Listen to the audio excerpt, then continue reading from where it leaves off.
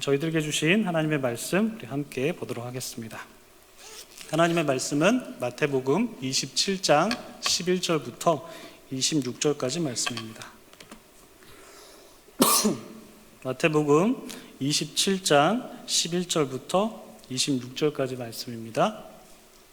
성경 찾으실 분들은 신약성경 49쪽에서 보실 수 있습니다. 마태복음 27장 11절부터 26절까지 말씀, 저와 여러분이 한 절씩 교독하시고 마지막 절 함께 보겠습니다. 예수께서 총독 앞에 섰음에 총독이 물어 이르되 내가 유대인의 왕이냐? 예수께서 대답하시되 내 말이 옳도다 하시고 대제사장들과 장로들에게 고발을 당하되 아무 대답도 아니하시는지라. 이에 빌라도가 이르되 그들이 너를 쳐서 얼마나 많은 것으로 증언하는지 듣지 못하느냐 하되 한마디도 대답하지 아니하시니 총독이 크게 놀라워하더라. 명절이 되면 총독이 무리의 청원대로 죄수 한 사람을 놓아주는 전례가 있더니 그때에 바라바라 하는 유명한 죄수가 있는데 그들이 모였을 때에 빌라도가 물어 이르되 너희는 내가 누구를 너희에게 놓아주기를 원하느냐? 바라바냐? 그리스도라 하는 예수냐? 하니 이는 그가 그들의 시기로 예수를 넘겨준 줄 알미더라. 총독이 재판석에 앉았을 때에 그의 아내가 사람을 보내어 이르되 저 옳은 사람에게 아무 상관도 하지 마옵소서. 오늘 꿈에 내가 그 사람으로 인하여 애를 많이 태웠나이다 하더라. 대제사장들과 장로들이 무리를 권하여 바라바를 달라 하게 하고 예수를 죽이자 하게 하였더니 총독이 대답하여 이르되 둘 중에 누구를 너희에게 놓아주기를 원하느냐? 이르되 바라바로소이다. 빌라도가 이르되 그러면 그리스도라 하는 예수를 내가 어떻게 하랴? 그들이 다 이르되 십자가에 못 박혀야 하겠나이다. 빌라도가 이르되 어찌미냐? 무슨 악한 일을 하였느냐? 그들이 더욱 소리질러 이르되 십자가에 못 박혀야 하겠나이다 하는지라. 빌라도가 아무 성과도 없이 도리어 밀란이 나려는 것을 보고 물을 가져다가 무리 앞에서 손을 씻으며 이르되 이 사람의 피에 대하여 나는 무죄하니 너희가 당하라. 백성이 다 대답하여 이르되 그 피를 우리와 우리 자손에게 돌릴지어다 하거늘 이에 바라바는 그들에게 놓아주고 예수는 채찍질하고 십자가에 못 박히게 넘겨주니라. 아멘. 네, 참 좋으신 우리 주님의 크신 은총이 우리 토론토 한인장로교회 모든 분들에게 함께 하시기를 주님의 이름으로 축복합니다. 제가 빼먹은 광고가 하나 있네요. 중요한 광고인데요. 우리 새가족 등록하신 분이 계세요. 김한나 성도님이신데요. 자리에 혹시 계신가요? 네, 반갑습니다. 우리 박수로 환영하면서 축복하도록 하겠습니다. 네, 잘 오셨습니다. 네, 축하합니다. 여러분 TV 방송 프로그램 중에 그 금쪽 같은 내 새끼라는 그런 프로그램 혹시 알고 계십니까? 이 프로그램은 그 부모님들이 아이들을 양육할 때 그 여러 가지 어려움을 겪게 되는데 그 어려움을 전문가와 함께 나누고 그리고 그 어려움을 해결하기 위한 과정하고 그리고 방법이 담겨 있습니다. 지난주에는 이런 사연이 좀 소개가 되었습니다. 어떤 사연이냐면 어떤 아버지가 갑자기 변해버린 그 아들의 모습에 굉장히 마음이 아파서 좀 출연을 했는데 이 아이는 평소에 굉장히 밝고 굉장히 명랑한 데다가 공부도 잘하고 또 친구들에게 인기도 많고 또 악기도 잘 다룰 줄 아는 그런 아이였습니다. 그래서 이 부모님은 이 아이에게 거는 기대가 굉장히 남달랐다라는 것이죠. 그런데 어느 날부터인가 이 아이가 갑자기 학교를 안 가는 것입니다. 심지어는 바깥 출입도 아예 하지 않았다라는 것이죠. 그 기간이 얼마나 됐냐면 무려 9개월이나 넘는 시간 동안 그렇게 바깥도 안 나가고 학교에도 안 나갔다라는 것입니다. 이 갑자기 변해버린 아이의 모습을 본 이 아버지는 정말 그 마음이 타들어가는 듯이 너무나 힘들었다라는 것입니다. 이 아이가 갑자기 변해버린 이유가 무엇일까요?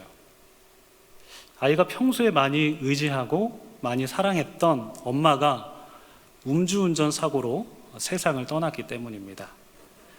엄마는 음주운전 사고의 그 피해자였습니다. 당시 사고 차량에는 7명이 타고 있었는데 이 아이의 엄마가 유일한 사망자였다고 합니다. 사고 당시 엄마 품에 안겨 있었던 동생은 엄마 덕분에 털끝 하나 다치지 않고 생존했다고 합니다. 근데 이 동생이 7살이거든요. 근데 7살인데 엄마가 나 때문에 죽었다라는 그런 죄책감을 갖고 있다고 하더라고요. 근데 이 아이가 주인공은 아니었고 이 아이의 오빠 되는 그 친구가 주인공이었는데 이 어이없는 사고를 당하게 된 것입니다. 근데 이 사고를 낸 음주 운전자가 누구일까요? 어이없게 공무원이었다라는 것이죠. 이 공무원이었다라는 것이 엄마의 죽음을 더욱더 억울하게 만들었다고 합니다. 그래서 이 불의한 일로 엄마를 잃어버린 원망과 그리고 슬픔 때문에 그 아이는 세상과 단절하게 되는 그런 삶을 살고 있습니다. 저는 이 방송을 보면서 눈물이 나더라고요. 왜냐하면 그 변해버린 아이 때문에 그 고통스러워하는 아버지가 너무 안 돼 보였기 때문입니다. 그리고 그 아이도 너무 안타까웠기 때문입니다. 저는 이 방송을 보면서 누군가의 잘못된 선택 때문에, 누군가의 잘못된 행동 때문에 어떤 이의 삶이, 어떤 가족의 삶이 처참하게 망가질 수 있는지를 한번 생각해 보았습니다. 여러분, 오늘은 사도신경 시리즈 설교 그 3번째 시간을 우리가 나누게 됩니다. 오늘 나눌 이 사도신경의 내용은 사실 그 예수님의 십자가 죽음과 부활까지가 이제 분량인데요. 그런데 이 내용을 전부 다 다루지는 않고요. 오늘은 예수님의 죽음 중에서 그 본디오 빌라도에 관한 내용만 여러분들께 말씀을 드리고자 합니다. 왜냐하면 우리가 사도신경 시리즈 설교가 이제 총 6편으로 그렇게 준비가 되는데 이 6편 마치게 되면 바로 이어서 사순절이 시작이 됩니다. 그래서 사순절에 우리 그리스도의 십자가에 대해서 조금 더 깊게 다루어 보도록 하고, 그리고 또 부활에 대해서는 사도신경 시리즈 설교 마지막 6번째 시간에 신한준 목사님께서 이제 몸의 부활에 대해서 말씀을 해주실 때 그때 아마 부활에 대해서 좀 말씀을 해주실 것 같아서 오늘은 예수님께서 그 십자가에 달리신 그 십자가형을 내린 본디오 빌라도에 대해서만 우리가 좀 말씀을 좀 나누어 보고자 합니다. 여러분, 본디오 빌라도가 어떤 사람일까요? 우리가 본디오 빌라도에 대해서 잘 알고 있는 내용은 그가 예수님의 십자가 처형을 허락해준 사람이다라는 것입니다. 앞서 나누었던 이 금쪽 같은 네 새끼에 나온 이야기처럼 어떤 사람의 잘못된 선택으로, 어떤 사람의 잘못된 행동으로 사랑하는 이가 죽었던 것처럼 본디오 빌라도의 잘못된 선택으로, 악한 마음에서 비롯된 잘못된 행동으로 하나님께서 사랑하시는 예수님께서 죽게 되신 것입니다. 본디오 빌라도가 예수님의 사형 판결을 내린 그 사회적인 배경은 무엇일까요? 당시 유대 사회는 로마의 지배 아래 있었기 때문에 유대인들에게는 죄인을 처형할, 죄인을 죽일 그런 법적인 권한이 없었습니다. 따라서 유대 종교 지도자들은 예수님을 죽이기 위해서 예수님을 유대 총독이었던 본디오 빌라도에게 끌고 가는 것입니다. 예수님은 빌라도에게 신문을 받으시고 고난을 받으시고 결국에는 십자가를 지고 죽게 되셨습니다. 하나님의 사랑하는 아들, 그 아들이 사람에게 고난을 받고 죽임을 당하게 되는 이 아이러니한 일이 본디오 빌라도의 결정으로 이루어지게 되었다라는 것입니다. 바로 이 일이 오늘 우리가 고백한 사도신경에 아주 명백하게 기록이 되어 있습니다. 우리 함께 오늘 고백한 사도신경의 내용을 우리가 다시 한 번 더 한 목소리로 고백하겠습니다. 시작. 본디오 빌라도에게 고난을 받아 십자가에 못 박혀 죽으시고. 예수님께서는 본디오 빌라도에게 고난을 받으시고 결국 십자가에 못 박히셔서 죽으셨습니다. 한 사람의 잘못된 선택과 결정 때문에 우리가 믿는 하나님의 아들 예수 그리스도께서 십자가에 못 박혀 달려 죽으셨습니다. 빌라도는 왜 예수님을 십자가에 못 박혀 죽게 한 것일까요? 마가복음에는 그 이유에 대해서 이렇게 기록이 되어 있습니다. 빌라도가 무리에게 만족을 주고자 하여 바라바는 놓아주고 예수는 채찍질하고 십자가에 못 박히게 넘겨주니라. 빌라도가 무리에게 만족을 주고자 하기 위하여, 무리에게 기쁨을 주고자 하기 위해서 예수님을 십자가에 못 박도록 허락했다라고 마가복음은 말씀하고 있습니다. 이 기록에 따르면 빌라도는 사람에게 만족을 주면서 정치적인 야욕을 채우려고 하는 그런 사람으로 보여집니다. 그리고 역사가들 중에서도 빌라도가 로마 황제에게 잘 보이기 위해서 예수님에게 사형 선고를 내렸다라고 추측하는 역사가들도 있습니다.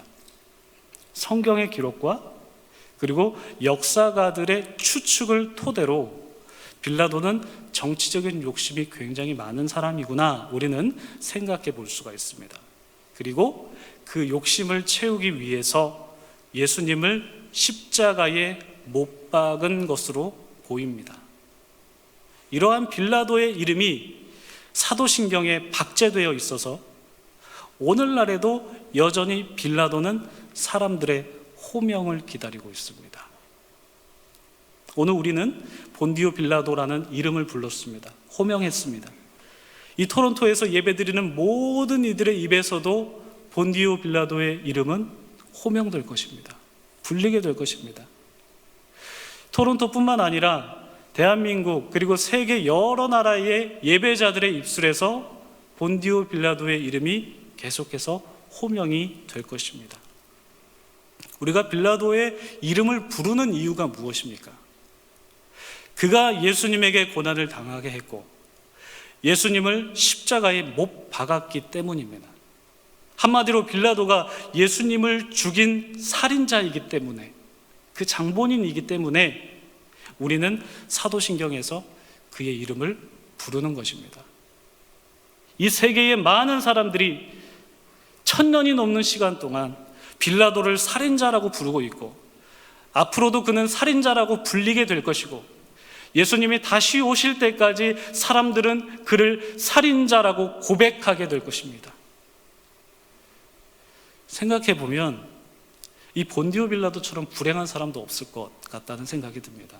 1000년 넘게 많은 사람들에게 살인자라고 불리고 있고 앞으로도 계속해서 살인자로 불리게 될 것이기 때문입니다. 그래서 김기석 목사님이라는 분은 본디오 빌라도에 대해서 이렇게 표현을 하셨습니다. 빌라도는 예수를 십자가에 못 박았다. 그러나 빌라도는 이처럼 사도신경 속에 못 박혀 있다. 영원한 반면교사로. 예수님은 빌라도에 의해서 십자가에 못 박히셨습니다. 그렇지만 예수님께서는 그 십자가에 내려오셔서 부활하셔서 죽음으로부터 자유로운 몸이 되셨습니다. 그러나 빌라도는 다릅니다. 빌라도가 그의 권위를 가지고 그의 욕망을 가지고 그의 자유를 가지고 예수님을 십자가에 못 박았지만 그는 여전히 오늘날에도 사도신경에 못 박힌 채 매달려서 우리들의 호명을 기다리고 있습니다. 좀 잔인합니다만 우리 함께 빌라도를 호명해 볼까요? 시작. 본디오 빌라도에게 고난을 받아 십자가에 못 박혀 죽으시고. 좀 더 잔인한 느낌을 담으면 본디오 빌라도 이렇게 하면 좋을 것 같은데 죄송합니다. 네. 애드립은 역시 여러분, 우리가 호명한 이 빌라도가 오늘날 사도신경에 못 박혀 있는 것이 우리에게 어떤 의미로 다가올까요? 오늘 그 부분에 대해서 한 3가지 정도를 나누어 보고자 합니다. 그 첫 번째는 예수님의 존재와 사역의 역사성입니다. 여러분, 지난주일 설교 기억하십니까? 우리가 지난주일에 신한준 목사님을 통해서 예수님의 성육신에 관한 그런 말씀을 나누었습니다.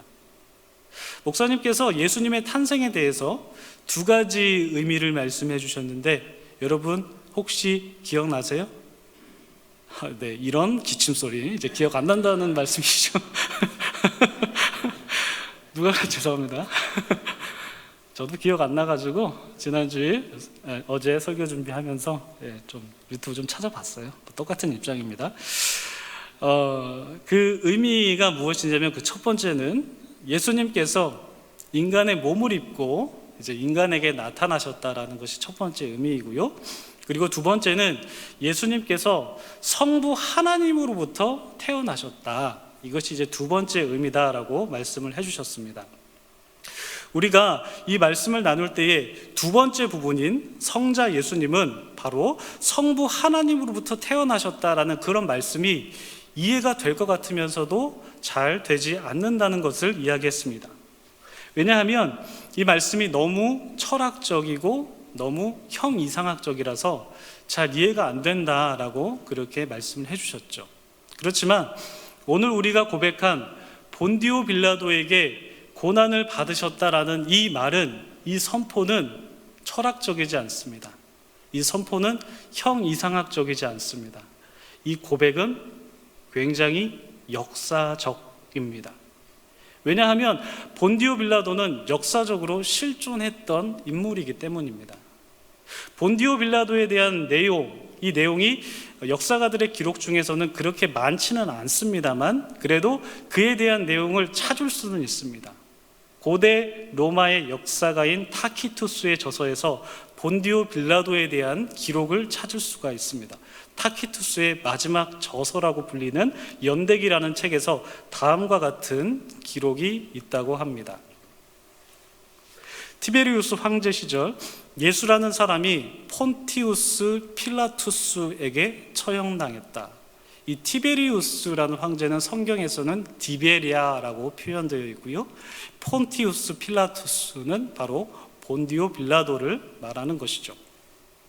이렇게 타키투스의 저서에서 본디오 빌라도에 대한 내용을 찾을 수가 있고, 또한 유대 철학자 필로라는 사람이 있는데 이 필로가 유대인을 대표로 로마 황제 칼리굴라에게 간 적이 있었는데 이 필로는 그때 당시 유대 왕이었던 아그리빠가 쓴 편지를 들고 로마 황제 칼리굴라에게 가서 이제 그 편지를 쭉 읽는데 그 편지 내용 중에 본디오 빌라도에 대한 묘사가 담겨 있습니다. 이렇게 기록이 되어 있었습니다. 그는 융통성이 없이 완고합니다. 그는 고집이 셉니다. 그는 잔인합니다. 그는 심술궂습니다. 그는 성이 나 있습니다. 그리고 행정장관으로서 그의 통치에 대해서 이러한 명사들이 기록이 되어 있습니다. 뇌물을 즐김, 폭력적임, 강탈, 협박, 독서를 내뱉음, 재판을 받지 않은 죄수들을 처형, 포악한 야만성. 이렇게 본디오 빌라도는 포악한 성품의 소유자였던 것으로 보입니다. 게다가 1961년에 가이사랴를 발굴했던 이탈리아 고고학자인 프로바라는 사람이 본디오 빌라도에 관한 그 석비를 발굴을 하게 되는데 이 석비입니다. 이 그림에서 보시는 이 석비는 탐사팀이 로마 원형극장, 잘 아시죠? 그 로마 원형극장을 조사하면서 발굴한 것이라고 합니다. 이 석비는 이제 원형극장을 이렇게 오르내리는 계단이 쭉 많은데 그 계단에서 발굴이 됐는데 이 석비에 이런 내용이 적혀 있다고 합니다. 저기 잘 안 보이실 텐데 제가 읽어드리면 티베리우스 황제 본디오 빌라도 행정장관 유대야. 그러니까 이게 무슨 의미냐면 그때 당시 유대를 다스렸던 행정장관, 즉 총독인 본디오 빌라도가 티베리우스 황제, 그 로마 황제에게 바친다. 이런 의미로 되어 있는 것 같습니다. 그래서 이 기록을 토대로 학자들은 본디오 빌라도가 로마 황제를 위해서 원형극장을 지은 것으로 추정하고 있습니다. 왜냐하면 여기에서 이제 발굴이 됐으니까요.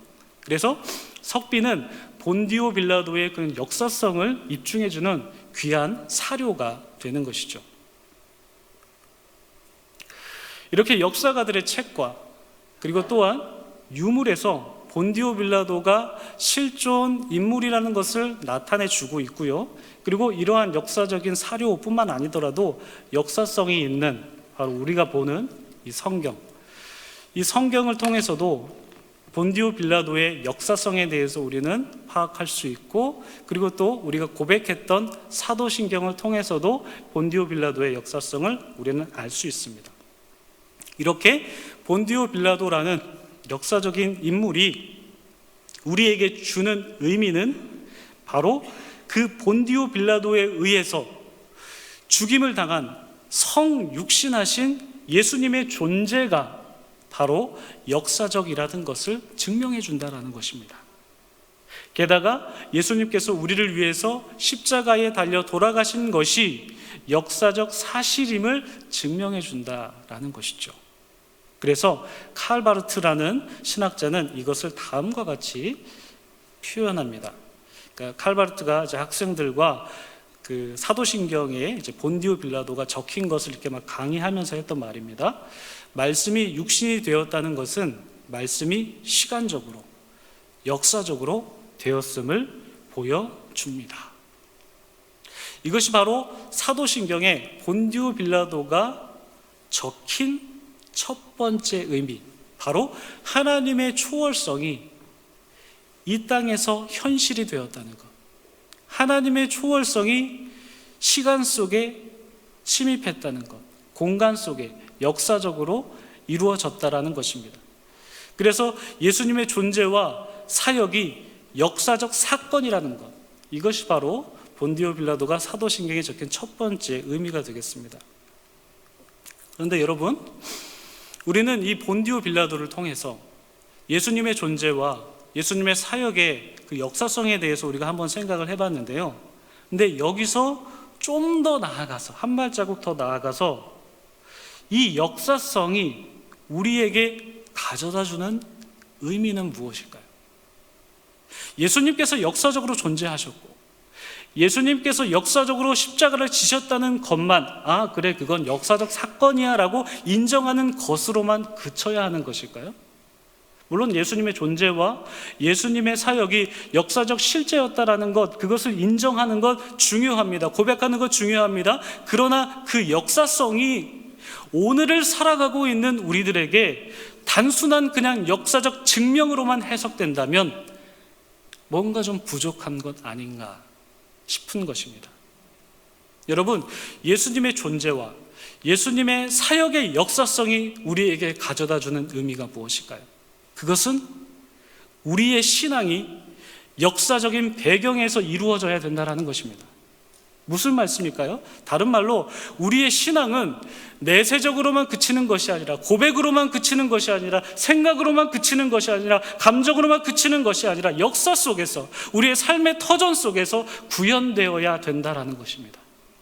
이 말은 우리가 신앙의 눈으로 역사를 바라볼 줄 알아야 된다는 의미고, 신앙의 눈으로 역사를 해석해 가면서 이 시대 속에서 우리가 우리의 몸을 하나님께서 원하시는 산 제물로 드려야 된다는 것입니다. 지난주 잠깐 소개해드렸던 그 김진혁 교수님이라는 분이 쓰신 우리가 믿는 것들에 대하여라는 책에서는 우리의 신앙이 역사와 무관하지 않다라는 논지에서 다음과 같은 글을 쓰셨습니다. 역사적 현실에 등을 돌리거나 신앙적 삶의 경험에 눈을 감는 신앙은 그리스도에게 사형을 선고한 빌라도가 세수대야에 손을 씻으며 이 사람의 피에 대하여 나는 무죄하다고 말한 것과 같다. 무슨 말입니까? 역사적 현실에 등을 돌려요. 그냥 내세적으로 신앙생활을 합니다. 그리고 일상적 나의 삶의 경험에 그냥 눈을 감아버리는 신앙은 마치 그리스도에게 사형을 선고한 빌라도가 세수대에 손 씻으면서 나는 이 사람의 피와 무죄하다 라고 여긴 것과 같다라는 것이죠. 오늘날 벌어지는 수많은 불의한 일들 속에서, 수많은 참사 속에서 우리가 신앙인으로서 묵과할 수 없는 이유는, 조용히 잠잠할 수 없는 이유는 바로 신앙이 역사적 바탕에서 구현되어야 되는 실제적인 가치이기 때문입니다. 이처럼 본디오 빌라도를 통해서 우리가 예수님의 존재와 십자가 사역의 역사성에 대해서 그 의미를 부여할 수 있고, 더 나아가서 우리의 신앙이 오늘날의 역사와 무관하지 않다라는 것을 깨달을 수 있습니다. 이것이 바로 사도신경에 기록된 본디오 빌라도라는 그 6음절이 가져다주는 첫 번째 의미입니다. 두 번째는 무엇일까요? 사도신경에 본디오 빌라도가 적힌 두 번째 의미는 하나님께서 인간에게 죽임을 당하셨다는 것입니다.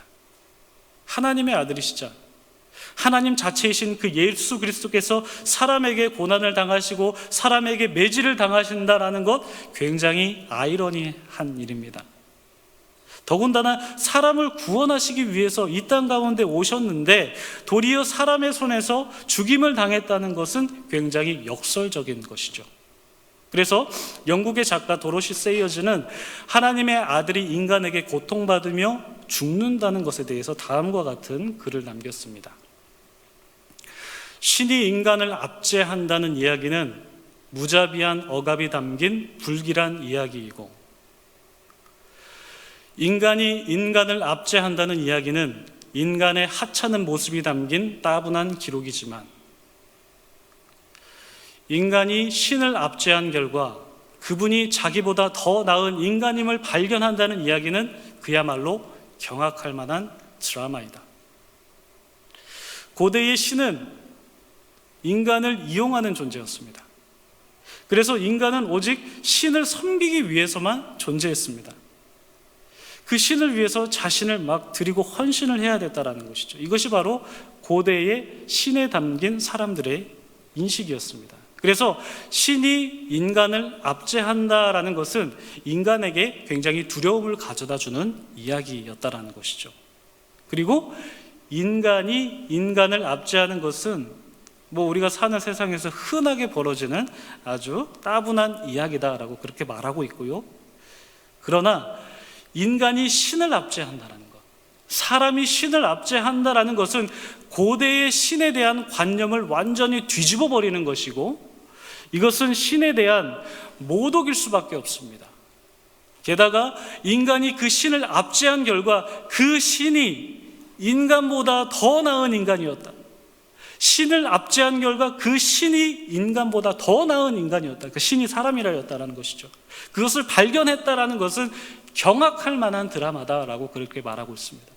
그래서 우리는 사도신경에 기록된 본디오 빌라도를 보면서 빌라도가 경악할 만한 드라마를 썼다라고 그렇게 말을 할 수가 있습니다.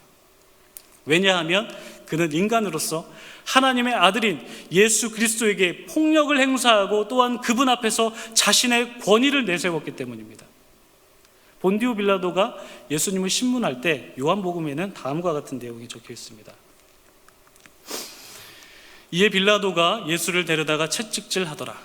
빌라도가 이르되 내게 말하지 아니하느냐? 내가 너를 놓을 권한도 있고 십자가에 못 박을 권한도 있는 줄 알지 못하느냐?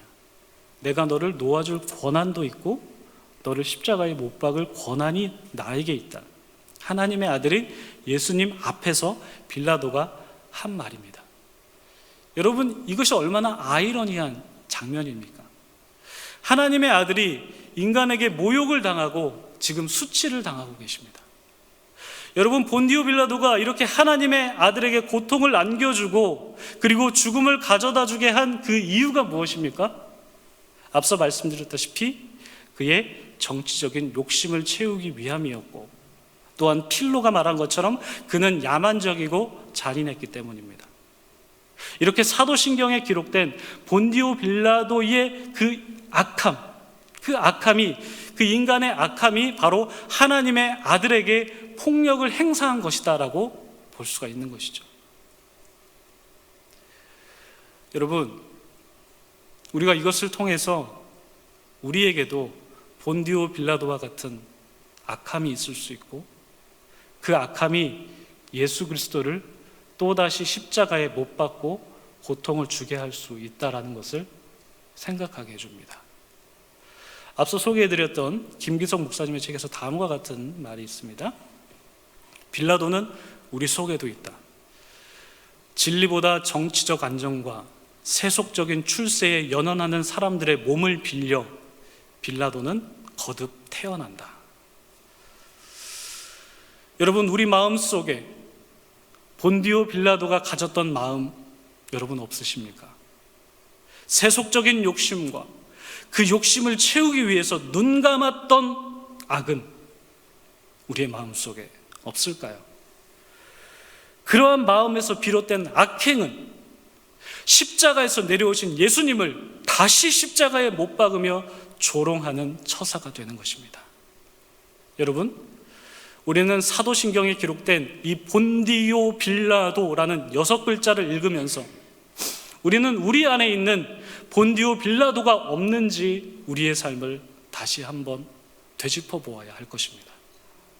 그것이 바로 사도신경에 담긴 본디오 빌라도가 우리에게 주는 두 번째 의미입니다. 세 번째는 무엇입니까? 마지막입니다, 여러분. 다 왔습니다. 사도신경에 있는 본디오 빌라도가 우리에게 주는 세 번째 의미는요, 바로 우리의 삶이 선택으로 요약된다는 것입니다. 여러분, 우리가 앞서 나눴던 그 필로의 역사적 기록이나 또한 그 발굴된 유물을 통해서 본디오 빌라도의 어떤 그런 그가 불의한 사람이고 정치적인 야욕이 있었던 사람으로 우리는 해석을 했습니다. 그래서 그 불의와 야욕이 예수님을 십자가에 못 박히게 한 것으로 우리는 적용시켜 봤습니다. 그런데 여러분, 빌라도에 관련된 본디오 빌라도에 관련된 성경을 읽어보시면요, 빌라도가 예수님의 죄를 찾지 못했다 라는 기록이 여러 군데 나오고요, 그래서 그가 예수님을 풀어주려고 했던 그런 모습들이 곳곳에 나옵니다. 특히 누가복음에서는 이 내용이 더 강조되어 있거든요. 누가복음에 이렇게 기록이 되어 있습니다. 빌라도가 대제사장과 무리에게 이르되 내가 보니 이 사람에게 죄가 없다 하니 너희가 고발하는 일에 대하여 이 사람에게서 죄를 찾지 못했다. 빌라도가 세 번째 말하되 이 사람이 무슨 악한 일을 했느냐? 나는 그에게 죽일 죄를 찾지 못했다. 누가복음에 나온 빌라도는 예수님을 고발하는 자들을 보면서 납득하지 못하는 겁니다. 예수님에게 죽일 죄를 찾지 못했다는 것을 무려 3번씩이나 반복했기 때문입니다. 빌라도는 죄 없는 이 예수님을 풀어주려고 했던 것으로 보입니다.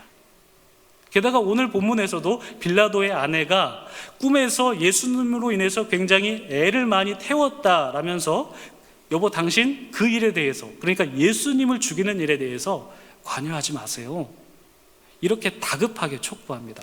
오늘 본문 19절 말씀 한번 보실까요?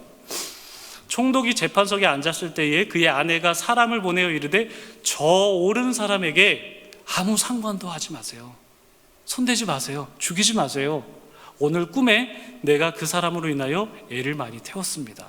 아내가 지금 막 빌라도를 만류하고 있습니다. 이렇게 빌라도 아내의 만류도 있었고 빌라도 자신도 예수님을 죽일 죄를 찾지 못했습니다. 빌라도에게는 예수님을 죽일 명분도 없었고 이유도 없었습니다. 어쩌면 그는 아무 죄 없는 예수님을 죽이라는 그 군중들의 소리에 한편으로는 당황스러울 수도 있겠다 싶습니다. 그런데 그럼에도 불구하고 빌라도는 예수님을 죽이기로 결정합니다. 선택합니다. 여러분, 이처럼 성경 안에는 빌라도가 예수님의 죄를 찾지 못한 이야기와 아내의 만류 등등 빌라도가 예수님의 십자가형을 선택할지 말지 고민하고 주저하는 그런 내용들이 나옵니다. 성경에는요. 그러나 사도신경에는 이러한 과정들이 싹 빠져 있습니다. 사도신경에는 오직 예수님께서 본디오 빌라도에게 고난을 받으사 십자가에 달려 죽으시고 그 내용만 기록이 되어 있습니다. 즉 사도신경은 오직 본디오 빌라도의 선택만 기록이 되어 있습니다. 여러분, 이런 말이 있습니다. 삶은 B와 D 사이의 시다. 들어보셨나요? B가 뭘까요? 모르세요? 예, 벌뜨 TH 발음 괜찮나요? 벌뜨 D는 뭘까요? 발음 좋으십니다. 데스입니다. 벌스와데스 탄생과 죽음이죠. 그럼 삶은 B와 D 사이의 C라는데 C가 뭘까요? 초이스. 여러분, 삶은 탄생과 죽음 그 사이의 선택이라고 요약할 수 있습니다. 우리는 이런 말을 많이 들어가지고 사실 이 말이 진부한 표현일 수도 있겠다 싶은데요. 그런데 그럼에도 생각해 보면 우리의 삶은 탄생과 죽음 그 사이 여러 가지 선택으로 점철되어 있습니다. 오늘 눈 왔는데 교회 갈지 말지 고민하신 분 한번 손 한번 들어보세요. 할렐루야. 다음 주에 토요일 날 영광선교회 척사대회 있는데 참석하실 분 안 하실 분 손 들어보세요. 하실 분 손 들어보세요. 할렐루야. 이렇게 막 고민하면서 우리는 왜 이렇게 참석들 안 하세요? 지금 다들. 그리고 기묘한 요한복음 이야기. 이게 왜 기묘한 요한복음 이야기냐면 요한복음이요 굉장히 기묘하게 쓰였어요. 다른 복음서에 비해 굉장히 기묘하게 쓰였거든요. 그래서 기묘한 요한복음 이야기고, 그리고 또 한 가지 기묘한 요한복음이 왜 기묘한이냐면 아시죠? 제 이름이 김요한이라서 김요한 이렇게 해서 제가 강사로 나옵니다. 그래서 참석할지 말지 우리는 그 선택에 대해서 고민합니다. 커피 마실지 물 마실지, 짜장면 먹을지 짬뽕 먹을지, 홍콩 반점 갈지 어디 갈지 고민한다라는 것이죠. 삶은 탄생과 죽음 사이 계속해서 선택으로 점철되어 있습니다. 우리가 이 말을 통해서 또한 사도신경에 요약된 본디오 빌라도의 선택을 생각해 보면서 이 말을 생각해 보면 우리가 우리의 선택에 굉장히 신중을 기할 수가 있습니다. 왜냐면요, 반복해서 말씀드리지만 사도신경에는 본디오 빌라도의 삶이, 그의 삶의 내용이 많이 있겠지만 사도신경에는 본디오 빌라도의 삶이 그의 선택으로만 요약되어 있습니다.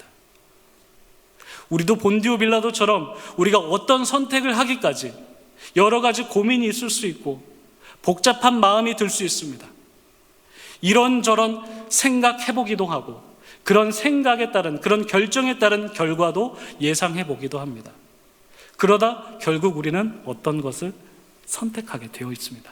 마냥 고민만 하지 않거든요. 우리는 반드시 선택하게 됩니다. 그리고 그 선택에 따라서 우리의 삶은 좌우됩니다.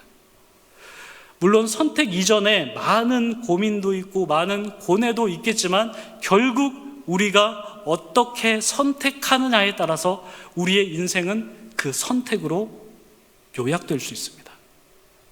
사도신경에 기록된 본디오 빌라도의 삶이 선택으로 요약된 것처럼. 여러분, 오늘 우리는 이 사도신경에 기록된 본디오 빌라도를 통해서 예수님의 존재와 그 사역의 역사성에 대해서 한번 생각해 봤습니다. 그리고 우리의 신앙은 그 역사와 무관하지 않고 우리의 신앙은 반드시 역사에 반응하게 되어 있다는 것을 깨달았습니다. 또한 빌라도가 세속적 욕심을 채우기 위해서 예수님을 십자가에 못 박았듯이 우리의 악함도 예수님을 다시 십자가에 매달리게 할 수 있다는 것 생각해 보았습니다. 그리고 우리의 삶은 선택으로 요약될 수 있다. 말씀 나누어 보았습니다. 여러분, 우리가 사도신경을 고백할 때 스쳐 지나갈 수 있는 이 본디오 빌라도 6글자, 이 본디오 빌라도라는 인물을 통해서 우리의 신앙과 우리의 삶과 우리의 선택에 대해서 보다 더 깊은 묵상을 해야 할 것 같습니다. 말하기는 우리 모두 사도신경에 못 박힌 본디오 빌라도를 반면교사 삼아서 이 세상 속에서 주님께서 기뻐하시고 주님께서 원하시는 그 온전하신 뜻이 무엇인지 분별하면서 하나님의 사한 제물이 되시는 우리 귀한 인생 사시기를 주님의 이름으로 축복합니다. 기도하겠습니다. 하나님 아버지, 본디오 빌라도를 통해서 역사에 대해서, 신앙에 대해서, 삶에 대해서 생각해 보았습니다. 주신 말씀 잘 기억할 수 있도록 도와주시고 하나님께서 원하시는, 하나님께서 기뻐하시는 그 뜻을 선택하면서 살아갈 수 있는 우리 모두가 되게 하여 주시옵소서. 감사드리며 예수님의 이름으로 기도드립니다.